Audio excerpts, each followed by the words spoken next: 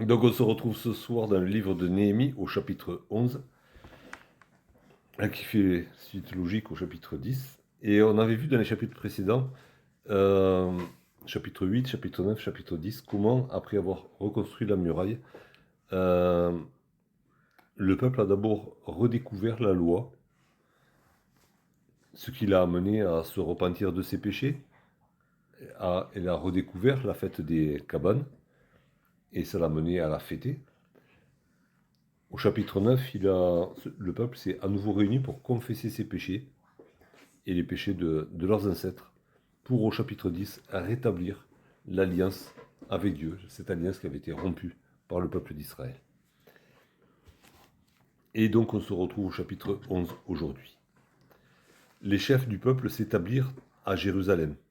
Le reste du peuple tira au sort pour qu'1 sur 10 vienne habiter Jérusalem, la ville sainte, et que les autres demeurent dans les villes. Le peuple bénit tous ceux qui consentirent volontairement à résider à Jérusalem. Voici les chefs de la province qui s'établirent à Jérusalem. Dans les villes de Juda, chacun s'établit dans sa propriété, dans sa ville. Israël, les sacrificateurs et les Lévites, les Néthiniens et les fils des serviteurs de Salomon.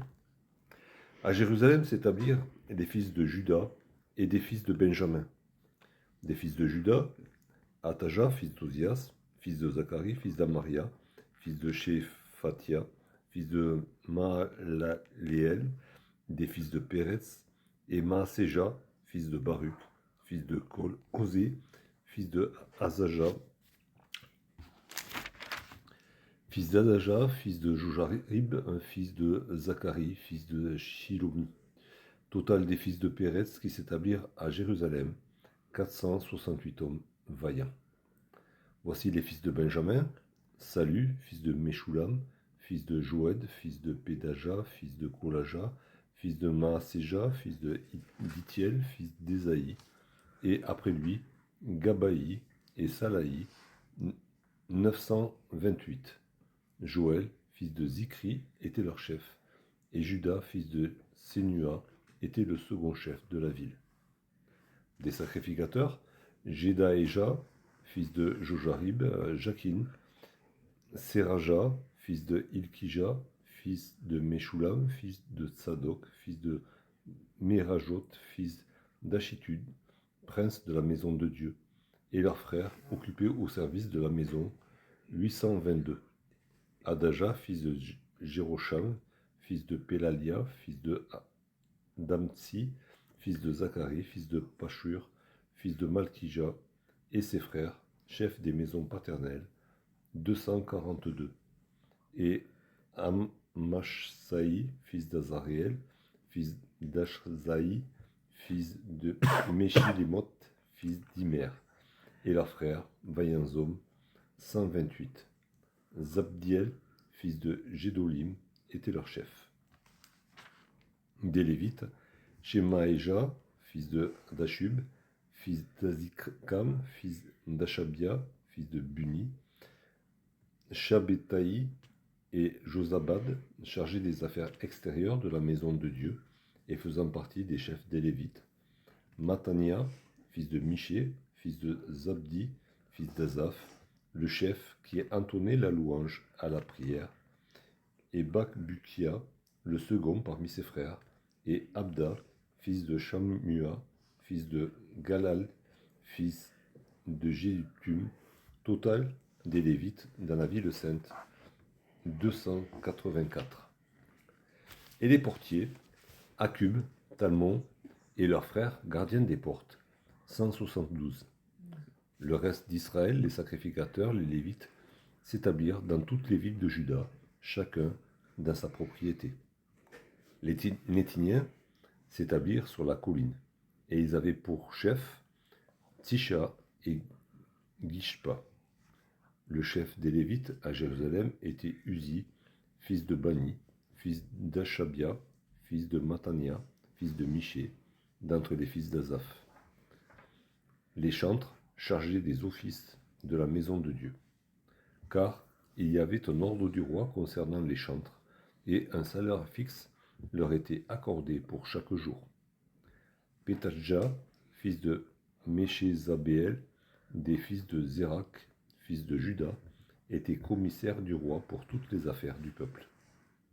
Dans les villages et leurs territoires, des fils de Juda s'établirent Kirjat Arba et dans les lieux de son ressort, à Didon et dans les lieux de son ressort, à Jekba-Seel et dans les villages de son ressort, à Jeshua, à Molada, à Beth-Palet, à Hatsar Shual, à Beersheba et dans les lieux de son ressort, à Tsiklag, à Mekona et dans les lieux de son ressort, à En-Rimon, à Tsoréa, à Jarmut, à Zanoa, à Adulam et dans les villages de son ressort, à Lachis et dans son territoire, à Azeka et dans les lieux de son ressort, et s'établirent depuis Beersheba jusqu'à la vallée de Hinnom.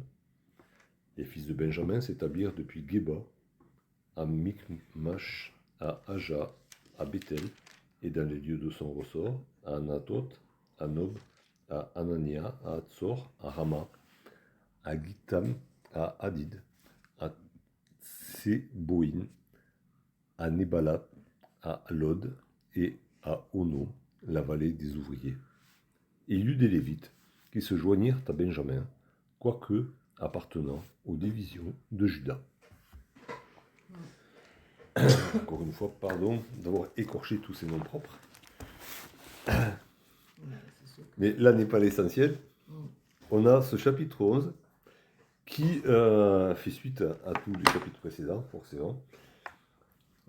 Et il est question ici de peupler Jérusalem. Parce que on l'avait lu au chapitre 7 et au verset 4. Et après la construction de la muraille, il avait été dit que en fait, il y avait beaucoup de maisons qui n'avaient pas été reconstruites et qu'il y avait peu d'habitants dans Jérusalem. Donc Jérusalem, avec le temple et la muraille qui avait été rebâtie, en fait, c'était une belle coquille vide. Côté habitants, ils ne se bousculaient pas. Hein, ils n'étaient pas très nombreux. Mais du coup, Néhémie, gouverneur donc de Jérusalem et de la région, qui avait déjà constaté au chapitre 7 que la ville n'était pas très peuplée, ben, il a gardé ça derrière l'oreille, mais ce n'était pas la priorité numéro 1.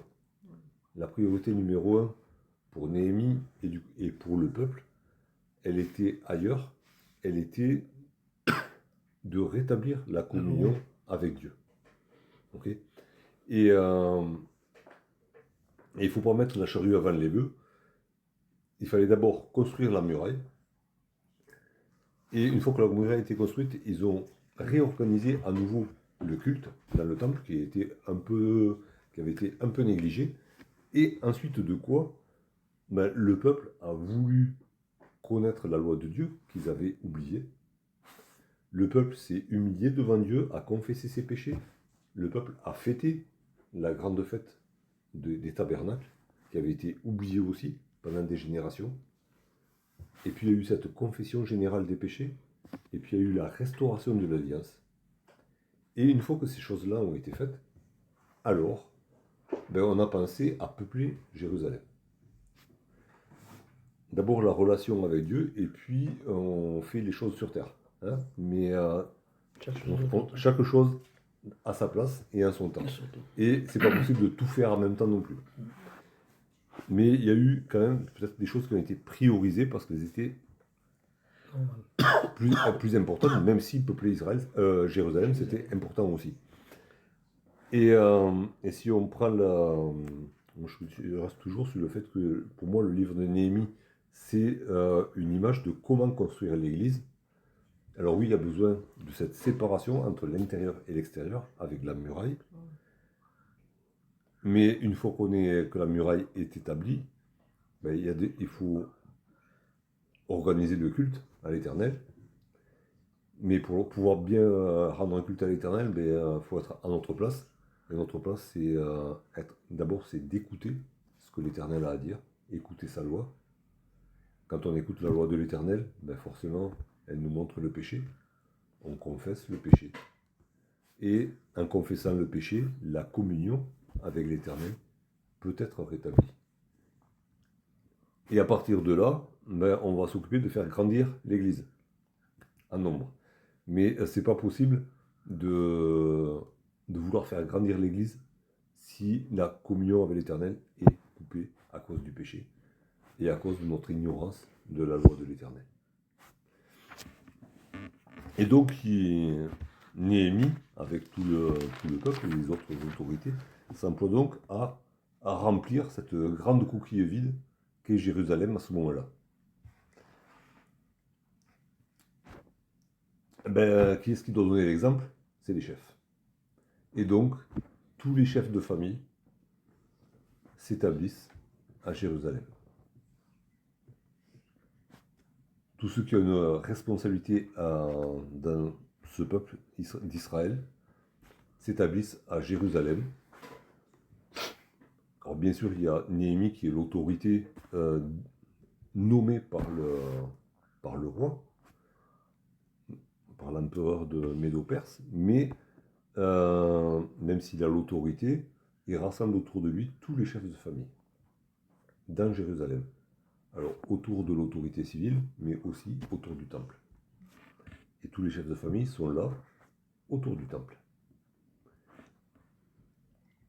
Alors ça, c'est la responsabilité des chefs, que de donner l'exemple. Et du coup, ça nous fait penser, dans notre église, il y a des chefs de famille. C'est aux chefs de famille de donner l'exemple à tout le peuple de Dieu. Et de se mettre en tête, non pas pour dire on est en tête, mais pour donner l'exemple, par leur comportement et leurs paroles, donner l'exemple à tout le peuple de Dieu. Et c'est la responsabilité de tous ceux qui ont une quelconque autorité, que ce soit dans leur famille ou voilà, que de donner l'exemple. Ensuite, on a un tirage au sort qui est fait. Alors, il faut savoir que dans la Bible, les tirages au sort, c'est pas une loterie, d'accord? C'est pas une loterie comme on l'entend aujourd'hui. C'est on demande la volonté, que Dieu exprime sa volonté. Des tirages au sort, il y en a eu plusieurs dans le passé. Il y en a eu même dans le livre de Néhémie, où il y en a qui ne savaient pas s'ils étaient de la famille de Lévi ou pas. Ils pensaient que oui, mais ils n'avaient pas la certitude, ils avaient perdu leur livret de famille. Du coup, le sacrificateur a tiré au sort par l'Urim et le Thummim pour savoir si oui ou non ils étaient de la famille de Lévi ou pas. Donc les tirages au sort dans la parole de Dieu, c'est pas on joue à pile ou face et on va bien voir qui gagne. Non, on demande à Dieu d'exprimer sa volonté, d'exprimer la vérité. Et du coup, le tirage au sort qui est fait là, c'est dans chaque famille, il y en a 1 sur 10 qui va aller habiter à Jérusalem. Mais c'est Dieu qui va choisir qui va aller habiter à Jérusalem et qui va rester sur l'héritage familial. Et c'est pas, il n'y a pas de trucage, et c'est pas j'ai de la chance ou j'ai pas de la chance, c'est je veux faire la volonté de Dieu, et Dieu va exprimer sa volonté, et je vais faire selon la volonté de Dieu. Alors pour celui qui va être tiré au sort. Hein. Et puis au verset 2, il y en a qui n'ont pas été tirés au sort, pour le coup, mais qui choisissent volontairement de quitter leur héritage pour aller habiter à Jérusalem. Quelles sont leurs raisons? Elles ne sont pas explicitées ici, mais elles devaient être très bonnes, certainement parce que le reste du peuple les bénit.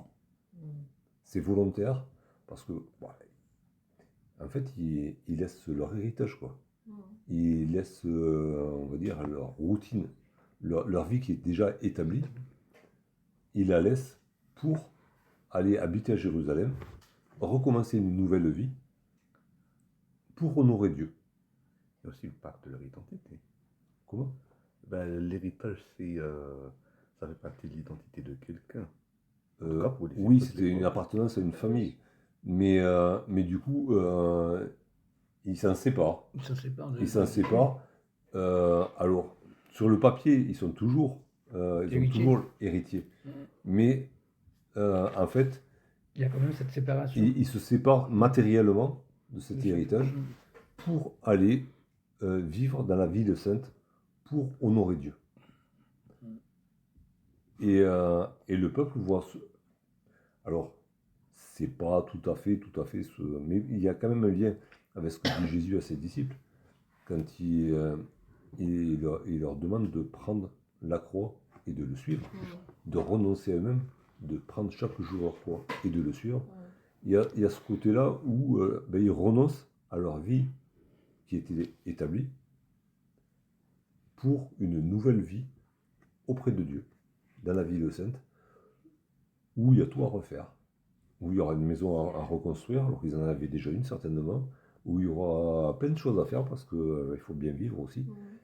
Mais ils renoncent à la vie présente pour construire une nouvelle vie à Jérusalem. Et le peuple les bénit. Ça fait penser un petit peu aussi à ce qu'a fait Abraham, qui a renoncé à sa vie bien établie pour partir là où le Seigneur l'envoyait, sans savoir où il allait. Alors là, c'était pas tout à fait pareil, ils savaient où ils allaient, mais c'était un acte volontaire que de partir à Jérusalem. Alors on a du coup ensuite la liste des chefs. Hein. Ces chefs qui, j'ai pas vérifié les noms, ils doivent se croiser quand même, qui avaient ratifié la nouvelle alliance. Hein. Donc il y a les chefs du peuple, donc les autorités civiles. Il y a aussi les autorités religieuses, les sacrificateurs, les lévites, les portiers, hein, qui sont nommés ici, avec le décompte de ces personnes-là. Ça commence à faire du monde à l'arrivée. Hein. Hein, ça fait plus de 2000 personnes qui Se sont déplacés. qui se sont déplacées, même plus. Hein, on monte dans les 2005. Ça fait du monde. Jérusalem va être peuplée maintenant. Hein. Même ça va déborder des murailles à un moment donné. Hein. Ça va être bien peuplé. Et puis il y a tous ceux qui ne sont pas nommés. Hein, les 1 sur 10 et les volontaires, ceux-là ils ne sont pas nommés. Ouais, là, Néhémie, il a dû être content hein, de voir que les murailles se remplissaient. Hein, il ne pouvait plus dire, il y a de la place. Hein, parce qu'ils avaient la place pour se rassembler, pour faire les grandes convocations. Hein. Là, il n'y aurait plus la place. Ça serait bien plein. Mais ça, c'est une bonne nouvelle. Hein. Il vaut mieux avoir des problèmes de riches que des problèmes de pauvres. Hein. Et Jérusalem s'est ainsi rempli des chefs du peuple, des représentants du peuple qui ont été tirés au sort, donc que Dieu a choisi pour qu'ils viennent habiter dans sa ville, et de tous les volontaires qui y sont allés. Il y a au passage, il est question au verset 23 des chantres qui recevaient leur salaire journalier par ordre du roi. Ça c'est quelque chose quand même. Hein. Alors il est question des chantres, parce que bon, on va dire qu'ils devaient officier dans le temple au moment des prières. Donc il y avait des prières le matin, du matin jusqu'au soir. Il y en avait, c'était établi, surtout le matin et le soir, au moment des sacrifices. Et donc les chantres devaient être là pour, au moment de la prière, pour lancer le chant. Hein. Et ils étaient payés journalièrement par ordre du roi. Hein, c'était établi comme ça. Et c'est l'empereur des Mèdes et des Perses qui finançait la louange au temple. Ça nous renvoie à ce qui est écrit dans le livre d'Esdras. Esdras au chapitre 6.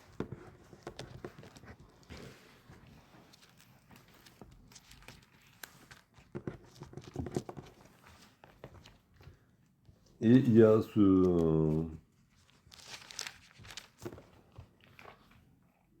cet ordre que donne l'empereur Darius, qui était donc empereur à l'époque, avant Artaxerxès.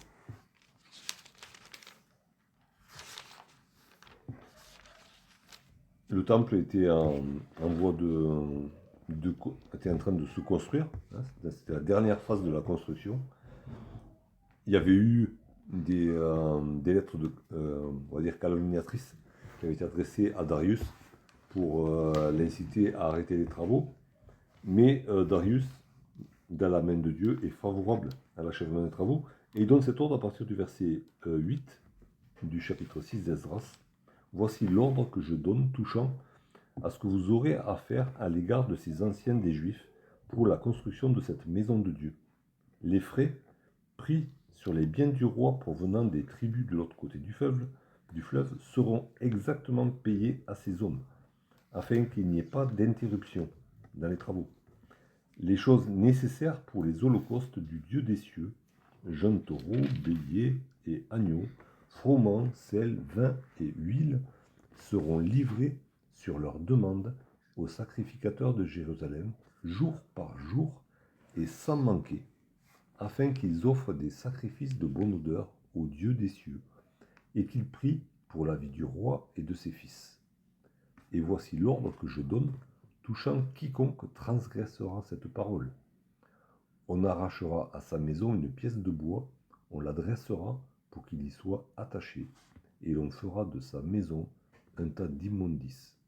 Que le Dieu qui fait résider en ce lieu son nom renverse tout roi et tout peuple qui étendrait la main pour transgresser ma parole, pour détruire cette maison de Dieu à Jérusalem. Moi, Darius, j'ai donné cet ordre, qu'il soit ponctuellement exécuté.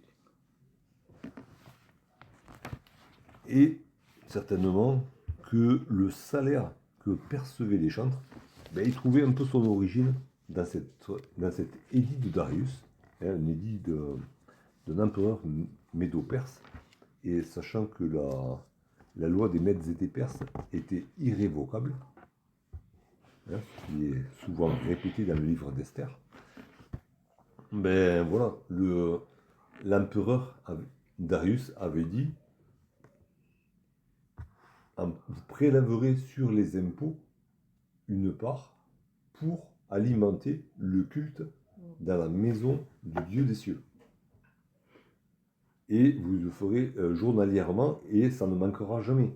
Et si jamais il y a quelqu'un qui se met en travers, il y a la peine de mort derrière. Hein. Et encore, là, ça t'y est attaché, mais je me demande si ce ne serait pas un euphémisme pour en parler ou prendre. Oui, un truc dans le genre. Hein. C'est, la Louis II, elle est très soft dans les exécutions. Hein. Il n'y a pas trop d'hémoglobine qui déborde. Mais oui, c'était tout à fait dans la pensée du... sinon, ça faisait pas peur. Hein. Être attaché, bon, ça va, tu te détaches à bout d'un moment. Mais donc, il y avait... alors, est-ce que, même si l'édit était très vigoureux dans sa manière, dans sa formulation, est-ce que les années passant, ça s'était un peu délité et qu'il ne restait plus que le salaire des chantres? Je ne sais pas pourquoi il serait resté que le salaire des chantres. Donc il n'est pas question dans l'édit, mais bon. Mais en tout cas, il y avait toujours voilà, ces salaires qui tombaient pour les chantres, pour qu'ils adressent ces prières à Dieu, pour que Dieu veille sur la vie du roi et de ses fils.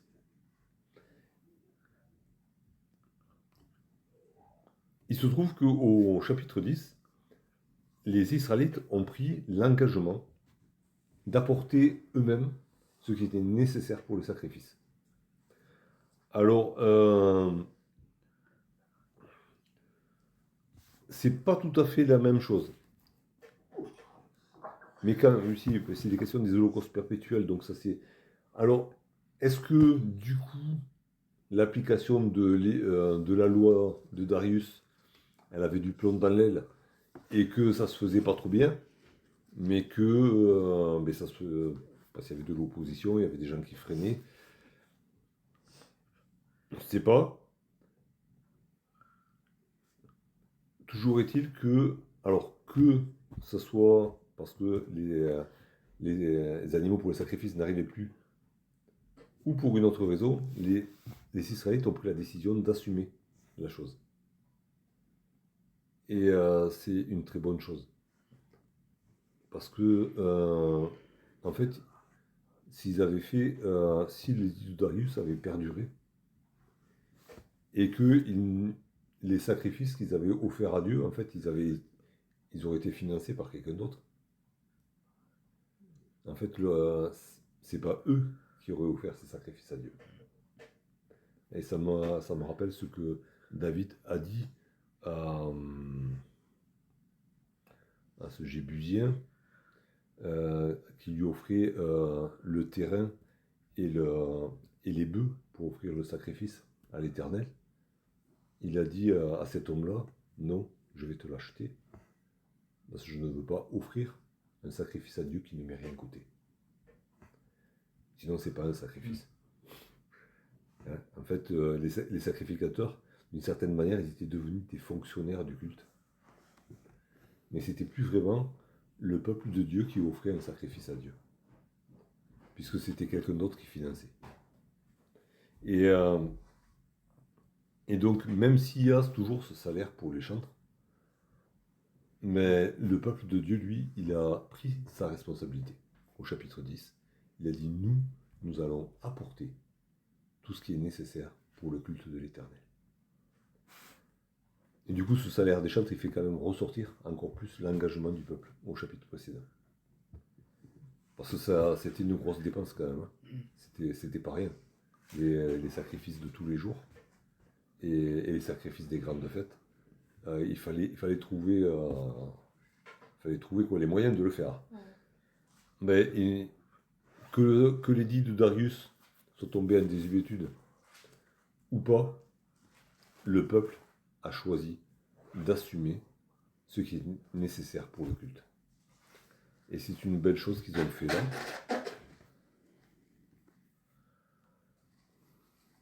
À nous aussi d'être vigilants dans notre manière d'offrir nos sacrifices de louange à Dieu et notre vie tout entière. Est-ce qu'on offre tout de notre vie? Est-ce qu'on n'a pas tendance des fois à devenir des fonctionnaires du culte à l'Éternel? Hein? On offre le minimum syndical. Hein? Et puis le reste, c'est les autres qui vont le faire. Hein? On compte sur les autres pour le faire. Mais là, pas du tout. Le peuple a pris cet engagement de tout fournir. Et dans la foulée, ils ont pris l'engagement d'être présents autour du temple. Les chefs ont pris cet engagement d'être présents. Ceux qui ont été choisis par le sort sont venus s'installer. D'autres sont venus volontairement le faire pour être autour du temple et pour veiller à ce que le culte à l'Éternel soit rendu de manière effective et conforme à la demande de l'Éternel. Et du coup, si on reprend l'analogie avec la construction de l'Église, l'Église, la vie de l'Église, qui est le but de l'Église, c'est de rendre un culte à l'Éternel. C'est la responsabilité de tous. Alors oui, en premier, il y a les chefs qui doivent montrer l'exemple, tous qui ont une autorité quelconque, que ce soit à quelque niveau que ce soit, mais ils doivent montrer l'exemple et être présents pour rendre un culte à l'Éternel. Mais après, il y a tous les élus, hein, tous ceux qui ont été choisis, qui sont responsables d'être là. Et puis, il y a ceux qui en font peut-être un peu plus que les autres, hein, volontairement, ils renoncent à leur vie, on va dire, terrestre, pour s'engager complètement autour du temple de Dieu. Mais en fait, c'est la responsabilité de tout le monde. Et si le peuple les bénit, à ces volontaires-là, c'est parce que c'est un petit peu par procuration, ils sont avec eux. Hein. Donc il y a une union de tout le peuple de Dieu autour du culte qui doit être rendu à l'Éternel. forcément, ils ne pouvaient pas tous habiter à Jérusalem, mais ils étaient tous unis dans cette volonté d'honorer leur Dieu. Alors que ce soit un enseignement pour nous, on ne peut pas être tous les jours, partout, en même temps, mais on est appelé à être en communion tous ensemble pour soutenir et pour épauler ceux qui sont aujourd'hui autour du responsable du culte. Mais demain, ça peut être moi qui suis à leur place, ça peut être quelqu'un d'autre. Mais on a cette responsabilité d'être unis parce qu'il y a un seul Dieu, un seul évangile, un seul corps, une seule Église. Alors soyons unis et motivés pour resserrer nos liens autour du temple de Dieu, à l'intérieur des murailles de l'Église que Dieu lui-même construit. Et surtout, nous ne devenons pas des fonctionnaires du culte, mais soyons de vrais ministres du culte. Pas pareil.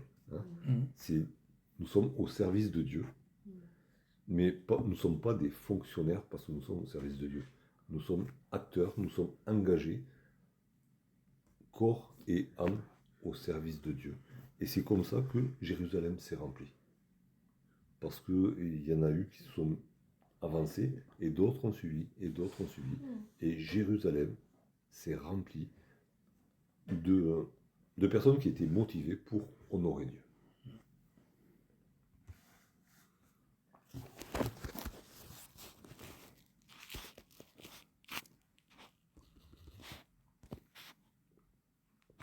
C'est sûr qu'on n'a pas fait les choses comme si on avait le temps.